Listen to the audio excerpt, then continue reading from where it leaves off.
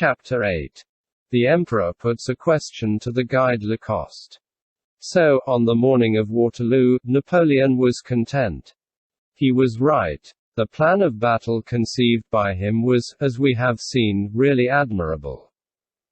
The battle once begun, its very various changes, the resistance of Hougomont, the tenacity of La Haie-Sainte, the killing of Bordouin, the disabling of Foy, the unexpected wall against which Sawyer's brigade was shattered, Guilleminot's fatal heedlessness when he had neither petard nor powder sacks, the miring of the batteries, the 15 unescorted pieces overwhelmed in a hollow way by Uxbridge, the small effect of the bombs falling in the English lines, and their embedding themselves in the rain-soaked soil, and only succeeding in producing volcanoes of mud, so that the canister was turned into a splash.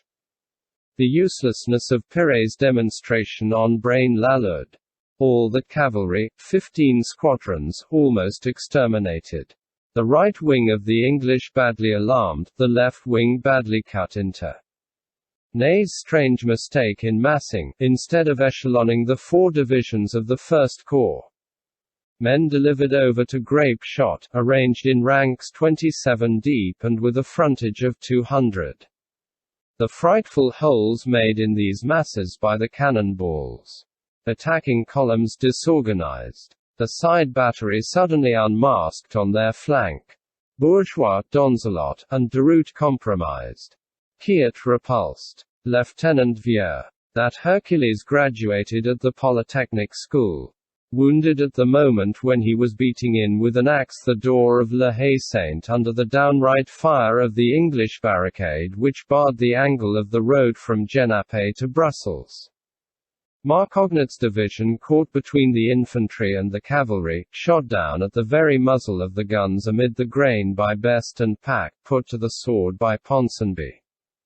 His battery of 7 pieces spiked. The Prince of Saxe-Weimar holding and guarding, in spite of the Comte d'Erlon, both Frischmont and Smohain. The flag of the 105th taken, the flag of the 45th captured. That black Prussian hussar stopped by runners of the flying column of 300 light cavalry on the scout between Wavre and Planchenoit. The alarming things that had been said by prisoners. Grouchy's delay. 1,500 men killed in the orchard of Hougomont in less than an hour. 1,800 men overthrown in a still shorter time about La Haie-Sainte.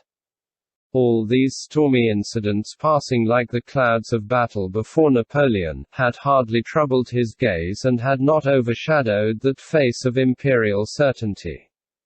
Napoleon was accustomed to gaze steadily at war. He never added up the heart-rending details, cipher by cipher. Ciphers mattered little to him, provided that they furnished the total victory. He was not alarmed if the beginnings did go astray, since he fought himself the master and the possessor at the end. He knew how to wait, supposing himself to be out of the question, and he treated destiny as his equal. He seemed to say to fate, "Thou wilt not dare." Composed half of light and half of shadow, Napoleon thought himself protected in good and tolerated in evil. He had, or thought that he had, a connivance, one might almost say a complicity, of events in his favor, which was equivalent to the invulnerability of antiquity. Nevertheless, when one has Bérésina, Leipzig, and Fontainebleau behind one, it seems as though one might distrust Waterloo. A mysterious frown becomes perceptible in the depths of the heavens. At the moment when Wellington retreated, Napoleon shuddered. He suddenly beheld the tableland of Mont Saint-Jean cleared, and the van of the English army disappear. It was rallying, but hiding itself. The Emperor half rose in his stirrups.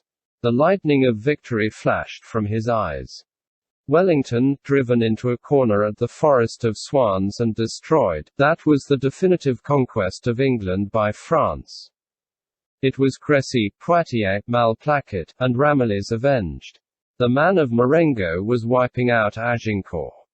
So the emperor, meditating on this terrible turn of fortune, swept his glass for the last time over all the points of the field of battle. His guard, standing behind him with grounded arms, watched him from below with a sort of religion. He pondered. He examined the slopes, noted the declivities, scrutinized the clumps of trees, the square of rye, the path. He seemed to be counting each bush. He gazed with some intentness at the English barricades of the two highways. 2 large abatis of trees. That on the road to Genappe above La Haie-Sainte. Armed with 2 cannon. The only ones out of all the English artillery which commanded the extremity of the field of battle, and that on the road to Nivelles where gleamed the Dutch bayonets of Chassé's brigade. Near this barricade he observed the old chapel of St. Nicholas, painted white, which stands at the angle of the crossroad near Braine-l'Alleud. He bent down and spoke in a low voice to the guide Lacoste. The guide made a negative sign with his head, which was probably perfidious. The emperor straightened himself up and fell to thinking. Wellington had drawn back. All that remained to do was to complete this retreat by crushing him. Napoleon, turning round abruptly, dispatched an express at full speed to Paris to announce that the battle was won.